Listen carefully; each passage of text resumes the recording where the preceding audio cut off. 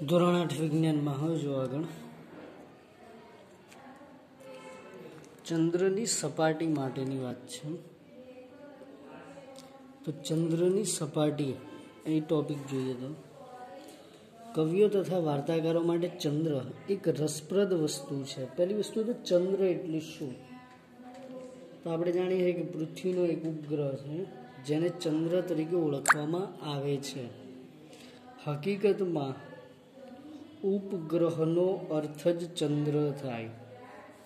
કોઈ પણ ગ્રહને ઉપગ્રહ છે એનો અર્થ થયો કે એને ચંદ્ર છે. તો ઉપગ્રહનો અર્થ ચંદ્ર થાય. તો કવિઓ તથા વાર્તાકારો માટે ચંદ્ર એક રસપ્રદ વસ્તુ છે.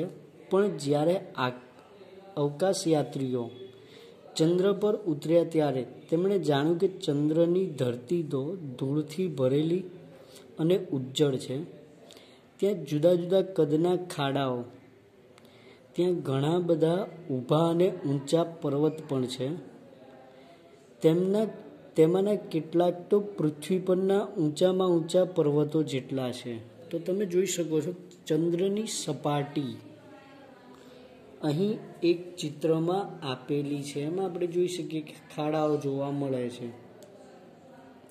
તો આ ખાડાઓ છે એ શેના કારણે? તો ચંદ્ર છે એ ઉપગ્રહ છે અને એ ઉપગ્રહ છે પરંતુ એ કોઈ દળ ધરાવે છે, એટલે કે દ્રવ્યનો જથ્થો એની પાસે રહેલો છે. આ દ્રવ્યના જથ્થાને કારણે એટલે દળને કારણે એ એક આકર્ષણ બળ ઉત્પન્ન કરે જેને એનું ગુરુત્વાકર્ષણ બળ કહેવાય. અને આ ગુરુત્વાકર્ષણ બળને કારણે નાના મોટા અવકાશીય પદાર્થો જ્યારે ચંદ્ર તરફ ખેંચાય અને ચંદ્રની સપાટીને અથડાય ત્યારે આવા ખાડાઓ ઉદ્ભવે. એવી જ રીતે ઘણા બધા ઉલ્કા અને ઉલ્કાશિલાઓ આપણે જાણીએ છીએ કે પૃથ્વી પર પણ પટકાતી રહેતી હોય છે. તો ચંદ્ર પર કોઈ વાતાવરણ નથી, ત્યાં પાણી નથી. શું ત્યાં જીવન શક્ય છે? તો જો પહેલું તો આપણને એવું કે ચંદ્ર પર પાણી નથી અને બીજું વાતાવરણ નથી. મતલબ વાતાવરણ ન હોવાને કારણે આપણે કહી શકીએ કે વાયુઓનું આવરણ ન હોય તો આપણે તો જો પહેલી વસ્તુ તો શ્વસન માટે આપણે જરૂરી વાયુ જે છે ઓક્સિજન. બીજું પ્રકાશ સંશ્લેષણની ક્રિયાથી વનસ્પતિ પોતાનો ખોરાક બનાવીને એ ખોરાક ઉપર આપણે આધાર રાખીએ તો એ વાયુ છે કાર્બન ડાયોક્સાઇડ. તો જો આ વાયુઓનું પ્રમાણ ન મળી રહે અથવા વધારે અથવા ઓછું હોય તો પણ જૈવિક ક્રિયાઓને અસર કરશે જેને કારણે જીવન શક્ય બની શકે નહીં. ત્યાર પછી શું આપણે ચંદ્ર પર કોઈ અવાજ સાંભળી શકીએ? જો પ્રશ્ન અહીંયા જ થઈ ગયો કે વાતાવરણ નથી. જો વાતાવરણ ન હોય તો આપણે અવાજ સાંભળી શકીએ નહીં. વાતાવરણ હોવું જરૂરી છે. આપણા ધ્વનિ તરંગો એ હવાના આવરણમાં ગતિ કરી અને કાન સુધી પહોંચે છે. જો હવાનું આવરણ ન હોય તો ધ્વનિ તરંગો માટે ગતિને જવાબદાર જે માધ્યમ છે એ માધ્યમ મળી શકે નહીં, જેને કારણે અવાજ એક જગ્યાએથી બીજી જગ્યાએ પહોંચી શકશે નહીં. ત્યાર પછી કીધું કે પ્રકરણ 13માં આપણે શીખ્યા કે માધ્યમની ગેરહાજરીમાં અવાજ પસાર થઈ શકતો નથી. તો આપણે ચંદ્ર પર કોઈ અવાજ કઈ રીતે સાંભળી શકીએ? તો જો કઈ રીતે સાંભળી શકાય એની માટેનું એક ઉદાહરણ નીચે આપેલું છે કે 21 જુલાઈ 1969ના દિવસે ભારતીય સમય મુજબ, એટલે કે જો વિશ્વના દરેક જગ્યા પર અલગ અલગ સમય ચાલતો હોય છે. કોઈ ઘડિયાળ આપણા કરતાં પાછળ હોય છે તો કોઈ જગ્યાએ ઘડિયાળ એટલે સમય ત્યાં આપણા કરતાં આગળ હોય. અમેરિકાના અવકાશયાત્રી નીલ આર્મસ્ટ્રોંગ ચંદ્ર પર સૌ પ્રથમવાર ઉતર્યા. તેમની સાથે એડવિન આલ્ડ્રિન પણ હતા. તો ચંદ્રની સપાટી પર ઉતરેલા જે અવકાશયાત્રી છે એમનો ફોટો પણ દર્શાવ્યો કે ચંદ્રની સપાટી પર તે ઉતર્યા. તો આગળનો જે ટોપિક છે તારાઓ, પરંતુ એ પહેલાં વિચારી લઈએ કે ચંદ્ર પર અવાજ આપણે સાંભળી શકીએ કે નહીં. તો નીલ આર્મસ્ટ્રોંગ જ્યારે ચંદ્ર પર ઉતર્યા ત્યારે નાસા સાથે એ વાતચીત કરતા હતા, એટલે કે એમને કેવો અનુભવ થયો એ બીજા વૈજ્ઞાનિકો સાથે જણાવતા હતા. એમની સાથે બીજા વૈજ્ઞાનિકોને જણાવતા હતા કે ચંદ્રની સપાટી પર શું છે, શું અનુભવાય છે, આ બધું. ત્યારે રેડિયો ટ્રાન્સમીટર દ્વારા વાતચીત થતી હતી. બરાબર. એ વાતચીતમાં ધ્વનિ તરંગો માધ્યમની ગેરહાજરીમાં પણ પૃથ્વી સુધી પહોંચ્યા અને એના માટે જવાબદાર રેડિયો ટ્રાન્સમીટર હતું.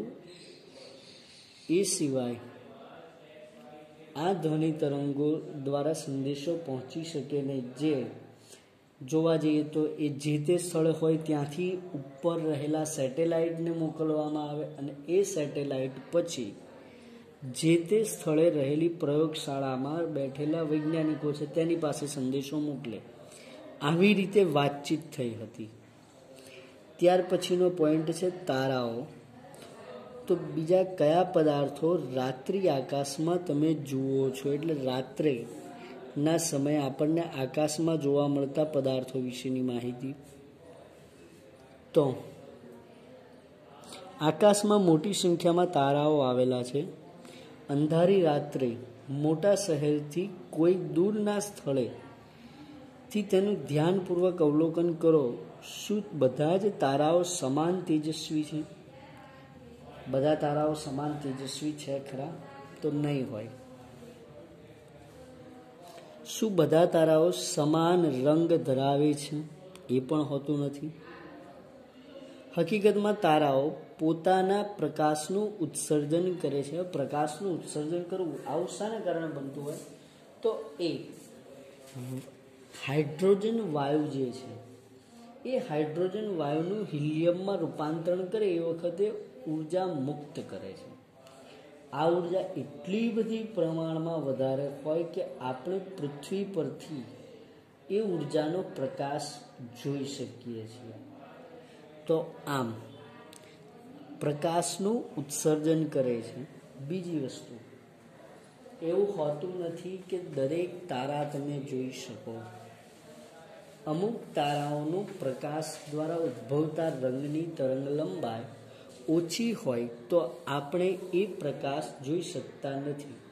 મતલબ તારો ત્યાં હોય પણ છે, એ અવકાશીય પદાર્થ છે પણ ખરો. બીજું, ઉર્જા પણ મુક્ત કરે છે, છતાં પણ આપણે એને ના જોઈ શકીએ, એ પણ શક્ય છે. ત્યાર પછી સૂર્ય પણ એક તારો જ છે. બીજા બધા જ તારાઓ કરતાં તે શા માટે આટલો વિશાળ દેખાય છે? તો પૃથ્વી સૂર્યમંડળનો એક સભ્ય છે, એટલે કે પૃથ્વી એ જે સૂર્ય તારો છે એનાથી ખૂબ જ નજીક આવેલો છે, એટલા માટે. બરાબર. સૂર્ય પછીનો આપણો નજીકનો જે તારો છે આલ્ફા સેન્ચુરી છે, જે એના કરતાં ઘણા હજારો પ્રકાશ વર્ષ દૂર રહેલો છે સૂર્ય કરતાં પણ. તો તમને એની અંદર નીચે માહિતી પણ આપેલી છે.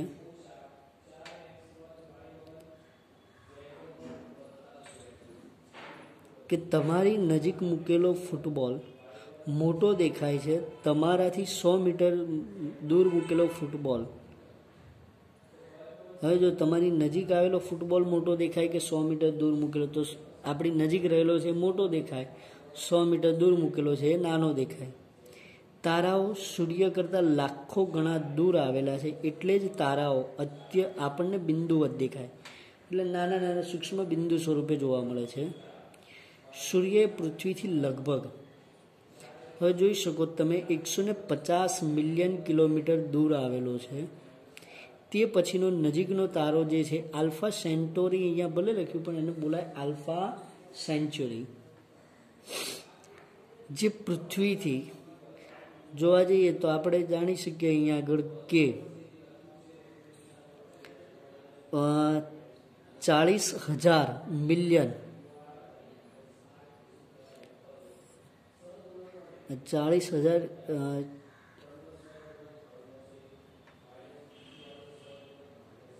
40,000 મિલિયન ઉપર પણ છે. તો એટલા કિલોમીટર દૂર આવેલો છે. જે સૂર્ય જોઈએ તો 150 મિલિયન કિલોમીટર હતું. તો શું તમે આ અંતરને કિલોમીટરમાં સરળતાથી વાંચી શક્યા?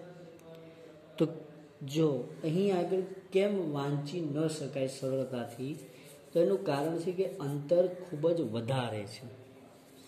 એટલે અંતર વધારે પ્રમાણમાં મોટું આપ્યું હોય છે, તો એને આપણે બીજા એના પરિમાણો એટલે કે બીજાની અંદર એને રૂપાંતરિત કરવા, બીજા સ્વરૂપમાં રૂપાંતરિત કરવામાં આવે. તો આટલા મોટા અંતરને દર્શાવવા માટે બીજો એક એકમ પ્રકાશ વર્ષ લાઇટ યર વપરાય છે. તે પ્રકાશ વડે એક વર્ષમાં કપાયેલું અંતર છે. મતલબ પ્રકાશનું કિરણ શૂન્યાવકાશમાં એક વર્ષમાં કાપેલા અંતરને એક પ્રકાશ વર્ષ કહેવાય. તો પ્રકાશની ઝડપ જે છે એ પ્રતિ સેકન્ડ 3 લાખ કિલોમીટર છે. એટલે એક સેકન્ડે 3 લાખ કિલોમીટર કાપે છે. તો એક વર્ષની સેકન્ડ ગણી નાખવાની, એના ગુણ્યા 3 લાખ, આટલા કિલોમીટર અંતર થાય. તો સૂર્યના પૃથ્વીથી અંતરને 8 મિનિટ જેટલું કહી શકાય. મતલબ સૂર્યનું પ્રકાશનું કિરણ પૃથ્વી સુધી પહોંચતા 8 મિનિટ સમય લે છે. બરાબર. આલ્ફા સેન્ચુરીનું અંતર 4.3 પ્રકાશ વર્ષ જેટલું છે. તો હવે જો કે અહીં 8 મિનિટ લે છે સૂર્યથી પ્રકાશનું કિરણ પૃથ્વી સુધી પહોંચતા. તો પૃથ્વીથી દૂર રહેલા તારાઓ અથવા અવકાશીય પદાર્થોનો પ્રકાશ પૃથ્વી સુધી પહોંચતા જરૂરી નથી 8 મિનિટ જેટલો જ સમય લાગે. ઘણા તારાઓનો પ્રકાશ આપણા સુધી 10 દિવસે, ક્યારેક મહિને પહોંચે, કેટલાક વર્ષો બાદ પણ પ્રકાશ પહોંચતા હોય. કારણ અંતર વધારે છે. કોઈ ધૂમકેતુ પસાર થતું અથવા તો ખરતો તારો જેને કહીએ છીએ આપણે, બરાબર. આમ તો હકીકતમાં એક અવકાશીય પદાર્થ ઉલ્કારૂપી, જે ઉલ્કા સ્વરૂપે હોય તે પૃથ્વીના ગુરુત્વાકર્ષણને કારણે ખેંચાઈ આવે ત્યારે એ સળગતી પૃથ્વી તરફ આગળ વધતી હોય, અને આપણે એને ઉલ્કા અથવા ઘણા લોકો એને ખરતો તારો પણ કહે છે. તો શક્ય છે કે આપણા કરતાં ઘણું વધારે દૂર અંતર આવેલું હોય તો વર્ષો પહેલાં ત્યાંથી પસાર થયો હોય પછી આપણને જોવા મળે અત્યારે. બરાબર. ધારો કે આજે તમે ખરતો તારો જોયો હોય તો એ સ્થાનેથી એ મહિના પહેલાં પણ પસાર થઈ શક્યો હોય અને તમને આજે જોવા મળતો હોય. કારણ કે પ્રકાશને અંતર કાપવું પડે. એ અંતર કાપવા માટે લાગતા સમય બાદ આપણી આંખની અંદર સંવેદના ઉપજાવે.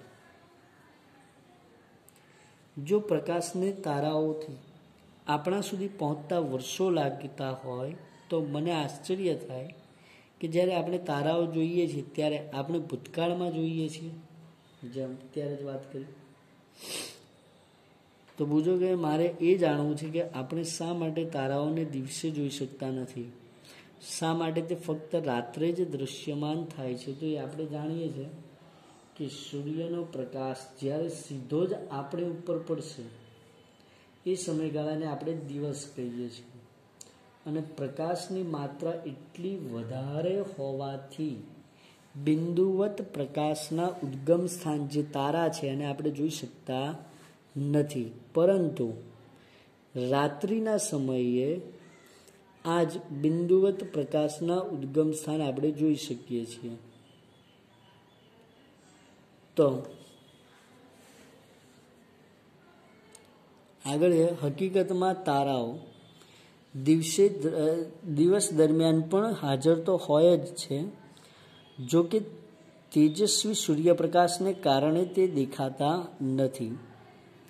આકાશમાં લગભગ 2 કલાક કેટલાક અગ્રગણ્ય તારાઓ કે તારાઓના જૂથનું નિરીક્ષણ કરો. તમે શું નોંધ્યું? શું તમે તારાઓના સ્થાનમાં કોઈ ફેરફાર નોંધ્યો? તો તમને જણાશે કે તારાઓ પૂર્વથી પશ્ચિમ તરફ ખસતા દેખાય છે. જો પૂર્વ દિશા સૂર્યોદયની દિશા, સૂર્ય જે દિશામાં ઉદય પામે છે તે દિશા, અને પશ્ચિમ દિશા એટલે સૂર્યાસ્તની દિશા, જ્યાં સૂર્ય અસ્ત થાય, પૃથ્વીની ક્ષિતિજથી નીચે જવાની ક્રિયા જેને કહેવાય. તો પૂર્વથી પશ્ચિમ તરફ ખસતા હોય તેમ જોવા મળે છે. જે તારો સાંજે પૂર્વમાં ઉગ્યો હોય તે વહેલી સવારે પશ્ચિમમાં આથમે છે. શા માટે તારાઓ પૂર્વથી પશ્ચિમ તરફ ખસતા દેખાય છે? તો જો એના માટે એક પ્રવૃત્તિ આપેલી છે કે મોટા ખંડની વચ્ચે ઊભા રહો અને ગોળ ભ્રમણ કરવાની શરૂઆત કરો. રૂમમાં રહેલી વસ્તુઓ કઈ દિશામાં ખસતી દેખાય છે? તમે તમારા ભ્રમણની વિરુદ્ધ દિશામાં ખસતી જોઈ. મતલબ તમે ડાબી બાજુથી જમણી તરફ જતા હશો, જો ગોળ ફરો છો તો તમારા માટે વસ્તુ જમણીથી ડાબી તરફ ખસતી જોવા મળે. તો હવે તારાઓ પૂર્વથી પશ્ચિમ કેમ જોવા મળ્યા એના વિશે ફરી એક બીજું ઉદાહરણ આપ્યું કે પહેલીને યાદ આવ્યું કે જ્યારે તે ટ્રેનમાં હોય ત્યારે નજીકના વૃક્ષો અને ઇમારતો પાછળની દિશામાં ખસતા જોવા મળે છે. તો જો તારાઓ પૂર્વથી પશ્ચિમ જતા હોય તો શું તેનો અર્થ એ થયો કે પૃથ્વી પશ્ચિમ દિશાથી પૂર્વ તરફ ભ્રમણ કરે છે? તો જ આપણને એને વિરુદ્ધ દિશામાં જોવા મળશે. તો બીજો કે હવે મને સમજાયું કે શા માટે સૂર્ય પૂર્વમાં ઉગતો અને પશ્ચિમમાં આથમતો જણાય છે. કારણ કે પૃથ્વી તેની ધરી પર પશ્ચિમથી પૂર્વ તરફ ભ્રમણ કરે છે. એટલા માટે આપણે એને જોઈ શકીએ કે પૂર્વથી પશ્ચિમ તરફની દિશા તારાઓની જોવા મળશે. ત્યાર પછી એક પ્રવૃત્તિ આપેલી છે. પહેલી કે મારા દાદાએ મને કીધું કે આકાશમાં એક તારો એવો છે જે જરા પણ ખસતો નથી. તો આવું કઈ રીતે શક્ય બને? અને એ આપણને અહીંયા પ્રવૃત્તિમાં આપેલું છે. તો પ્રવૃત્તિ 17.5 છે. એક છત્રી લઈ તેને ખોલી નાખો. સફેદ કાગળના લગભગ 10 થી 15 તારાઓ બનાવો. એક તારાને છત્રીની વચ્ચેના સળિયાના સ્થાને લગાવો અને બાકીના તારાઓ કાપડ પર છત્રીના તાર છે તેના છેડા પર લગાવો. હવે છત્રીના વચ્ચેના હાથને પકડી ગોળ ફેરવો. કોઈ એવો તારો છે જે ખસતો ન હોય, મતલબ એના એ જ સ્થાને રહેતો હોય, તો તેવું લાગતું હોય તો આ તારો કયો છે? પહેલી વસ્તુ તો એ તારો જે છે એ તારો પૃથ્વીના જે સ્થાન પર રહેલો છે એના ઉપરથી જ આપણે એને ઓળખીએ. જો જે અહીં આપણને હાથો દર્શાવવામાં આવેલો છે એક ધરી જેવો ભાગ ગણી શકાય. આ ધરી જેવો ભાગ જે છત્રીને ગોળ ફેરવે છે છતાં પણ એ જે તારો છે પોતાના સ્થાને જ રહે. આ ધરી એટલે કાલ્પનિક રેખા ગણી શકાય પૃથ્વી માટે, અને એને આપણે ધ્રુવ કહીએ. તો એના ઉપર આવેલો તારો એટલે ધ્રુવનો તારો જે પોતાના સ્થાને જ રહે છે. તો જો પૃથ્વીની ભ્રમણ ની ધરી જ્યાં આકાશ સાથે મળી હોય ત્યાં કોઈ તારો આવેલો હોય તો શું તે તારો સ્થિર જ હશે? તો એ તારો કેવો હશે? સ્થિર. જોઈ લો, એને બાજુમાં આકૃતિમાં આપણને દર્શાવ્યું છે કે હકીકતમાં ધ્રુવના તારા નામનો એક તારો છે જે પૃથ્વીની ધરીની દિશામાં આવેલો છે. જો હમણાં કીધું કાલ્પનિક રેખા એટલે ધરી. તે ખસતો જણાતો નથી એટલે એ જ સ્થાને રહે છે. આ જે કાલ્પનિક રેખા વચ્ચેથી પસાર થાય, અહીં આગળ તમે પૃથ્વીને અહીંયાથી આમ ગોળ ગોળ ગોળ ફેરવો તો આ જે તારો છે એના એ જ સ્થાને રહેશે. એ પોતાનું સ્થાન બદલશે નહીં, કારણ કે એ ધરી ઉપર આવેલો તારો છે. એટલા માટે એને ધ્રુવનો તારો કહેવામાં આવે છે. તો તારાઓ વિશેની જે માહિતી હતી એમાં પ્રકાશની જે વાત કરી, ઉદ્ભવ, બરાબર, અને ઉત્સર્જન થવું. પછી ઘણા તારાઓ એવા હોય, જો પ્રકાશ વિશેની માહિતી મેળવીએ ત્યારે અમુક તારાઓ તેજસ્વી દેખાતા હોય, એનું કારણ તે યુવા અવસ્થામાં હોય છે, અને અમુક તારાઓનો પ્રકાશ ખૂબ જ આછો દેખાય, એનું કારણ તે વૃદ્ધાવસ્થામાં હોય.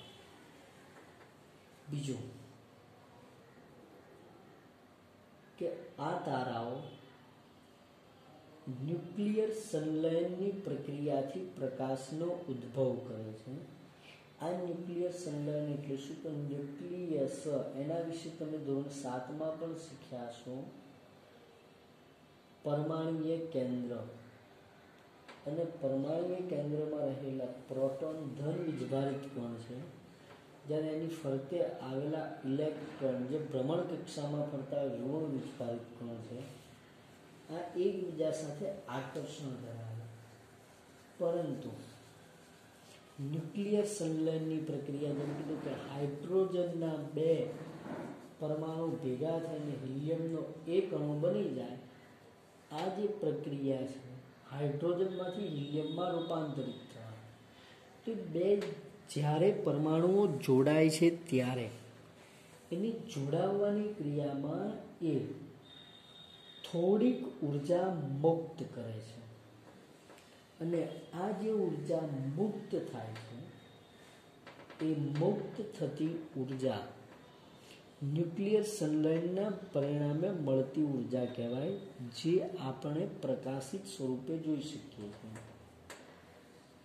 તથા તારાઓનો અંત પણ થતો હોય ત્યારે એ સફેદ